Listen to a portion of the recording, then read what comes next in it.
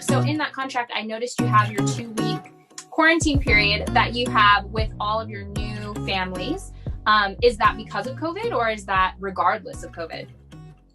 Well, more so because of COVID, but even if it wasn't COVID, I still make sure that I'm very careful about where I go. If I know I have a contract coming up in 3 or 4 weeks, well, 2 weeks prior to that, I'm like, let me get all my shopping done. Let me get all this done.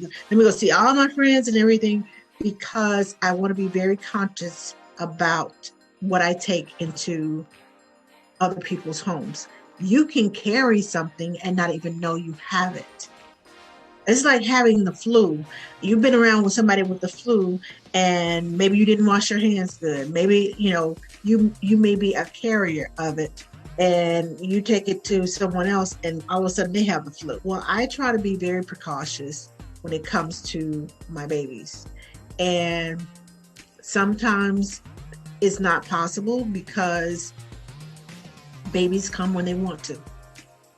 They have a mind of their own. Okay, today's the day.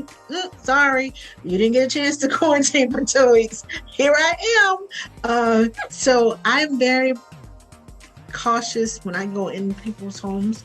I wash my hands. I take my shoes off. I wash my hands. I change my clothes. I have a fresh clothes for every where I go. If I'm leaving one job and going to another, when I before I get to that job, the second job, I change clothes. Make sure that I have on clean, fresh, everything. If it's possible to take a shower, I would take a shower. And make sure that I'm fresh and clean. And speaking of showers, no heavy perfumes when you're working with babies and families, because mom's sense of smell is still very sensitive. Babies, unscented lotions, unscented whatever, everything. And I always try to make sure that it is highly sensitive for sensitive skin, because I know that if I'm wearing scrubs, parts of my arms are going to be out. And when you are handling a baby, that baby's going to be laying on your arms. And of course, you can just get out and you just start lotioning up. And guess what? The baby may be allergic to the lotion that you're putting on, or the strong smell of that perfume lotion. It's irritating to the baby. So yeah, just wanted to add that in there. Yeah, no, that's a good tip. Pro tip. So I'm also, the 12-hour days and the quarantine period and all of that, that sounds like a lot. So how long usually are your jobs? Like from are they 1 week? Are they 2 weeks? Are they a month? And then how many do you usually take on in say like a year? Let's see. My first year, when I went cold turkey, stopped nanny and everything, I had job after job. It was like 2 weeks in between those jobs.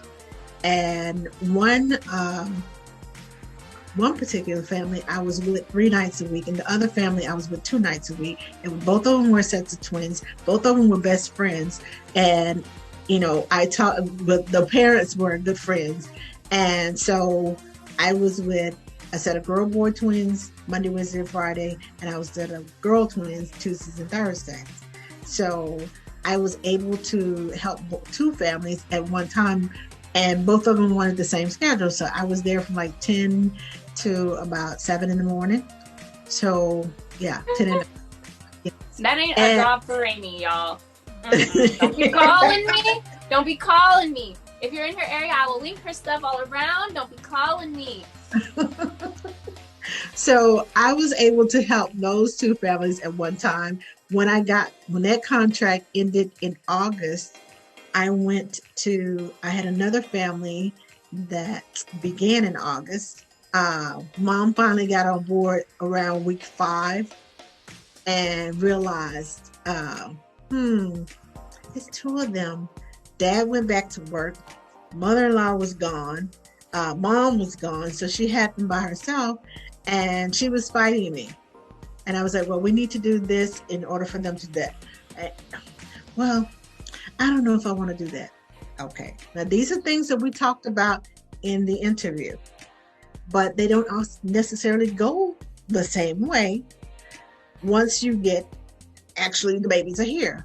So you have to work with families and with parents, and you have to meet them where they are. They are essentially the boss, and that's their children. So if they don't want to do what you're asking them to do with their children, it's going to take longer to get to the ultimate goal. And once she had a couple of days with them by herself, magic, she was on board. And thankfully, she wanted them sleep trained. So thankfully, she said, oh, well, I'll pay you for the extra 2 weeks if you just come every day, Monday through Friday. And so within those 2 weeks, once babies get between 6 and 8 weeks, I've noticed that there's this little light bulb moment. And when you get it between 6 and 8 weeks, if you catch them at the right time, it's like, okay, I think I want to sleep all night now. But if you continue, and it's a process of catching them, but it's a process of starting, because sleep training and sleep conditioning, I sleep condition from day one. And when I say sleep condition, I mean I make everything conducive, the room, the sound machine, the dark curtains, everything in that room is conducive to sleep. And we start in the crib, not in the bassinet. A lot of people like, oh, but I need the bassinet. I need them in there with me. Okay. You might have a problem with that. Them going to sleep, because babies hear you. And if you're breastfeeding, they smell you. And if I'm smelling milk, if I'm in love with chocolate and I'm smelling chocolate in the middle of my sleep, guess what? I'm going to crave chocolate. I can't stay asleep. I need to go get the chocolate. And that's the way babies are. I smell the milk. Wait a minute. Hold on. Feed me. It's not that I'm hungry. I just want to be next to you. I just want to nurse.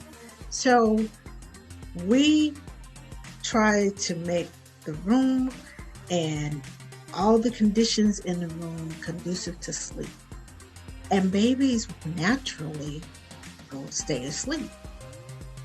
If you do it right, it comes naturally. You just got to wait for it. And I just realized I didn't answer your last question.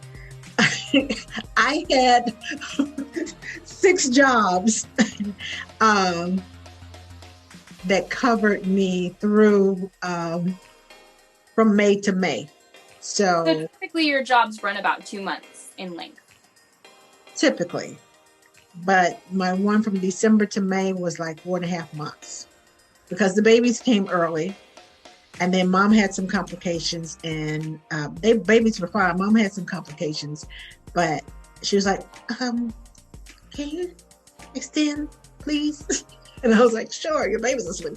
You want to pay me to watch them asleep? They're sleeping through the night. They're sleeping from 7 p.m., well, about 7:30 when they finally got them down, till like 5:30 in the morning. And by the time I left there, they were from 7:30 to 7:30. So, and she was like, well, can you wake them up before you leave so you can feed them before? I said, okay. So they would have been sleeping more, but I woke them up so that I have time to feed them. But they were sleeping through the night. Mm-hmm. So that one lasted like 4.5 months, but basically about 2 months, between 8 to 12 weeks. So you mentioned like sometimes what we go over in the interview isn't necessarily what ends up happening, which is why I'm also a super advocate for trial periods. And I'm always telling nannies to have your trial period be as long as you possibly can. I myself always have minimum a month trial period, because if me and the family don't get along, we move on. As an NCS, though, I'm assuming because these clients book you so far in advance and they book you when they're in second trimester, which means that the likelihood of them just being like, I changed my mind. So, like, what do you put in your contract for that? Like your trial period, or do you have where they pay you if you don't work, or like, what does that look like? In my contract, I have stipulations of If you just change your mind and you decide you don't want me, first of all, the contract is not valid until a deposit is paid.